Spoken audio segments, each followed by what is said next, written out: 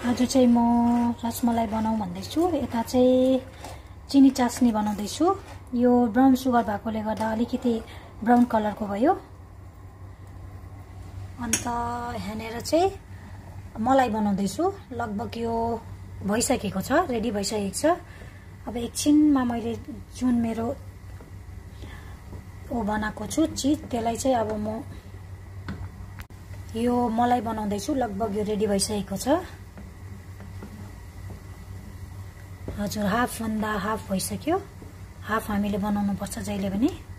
1 kilo दुध लागेको थिए, त्यसलाई चाहिँ हाफ बनाउनु पर्छ हामीले। मैले हाफ बनाइसके। यसमा मैले सिफ्रन पनि राखेको छु, अन्तखेरि ड्राई फ्रुट्सहरु छ। यो पनि लगभग रेडी भइसकेको छ। छेनालाई पनि म मुस्दैछु यसरी। जब यो मजाले चाहिँ सानो सानो पेडा बन्नुको लागि रेडी हुन्छ, त्यसपछि चाहिँ म स्टार्ट गर्छु। आज मेरो फर्स्ट टाइम म चाहिँ दुध मलाई बनाउन गइरहेको छु।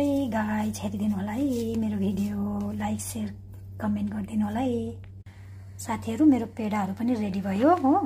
यता चिनीको चास्नी बनाएको छु। यो ब्राउन कलरको छ अलिक, किनभने ब्राउन सुगर हालेको थिए, त्यो कारणले गर्दा।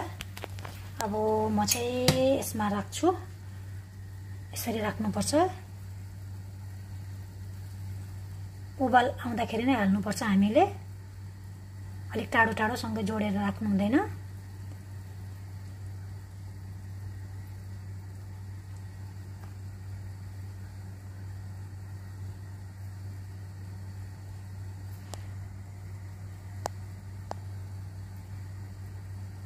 मेरो पेडाहरु चाहिँ यहाँनेर पाक्नु स्टार्ट भयो हो। अब फुल्नु स्टार्ट हुँदैछ। हल्का हातले चाहिँ तपाईले यसरी चलाइदिनुस्।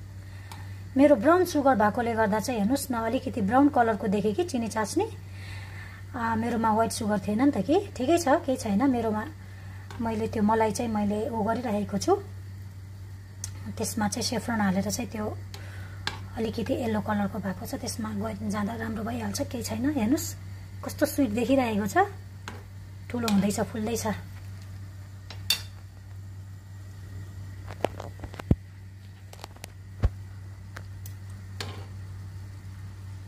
मैले फर्स्ट टाइम है मेरो चाहिँ मैले मलाई पनि रेडी गरिसके हो। अब यो चाहिँ हामीले कि हाम्रो चाहिँ पेडा चाहिँ अलिक तातो हुनुपर्छ कि भनेपछि हाम्रो मलाई चाहिँ अलिक तातो हुनुपर्छ।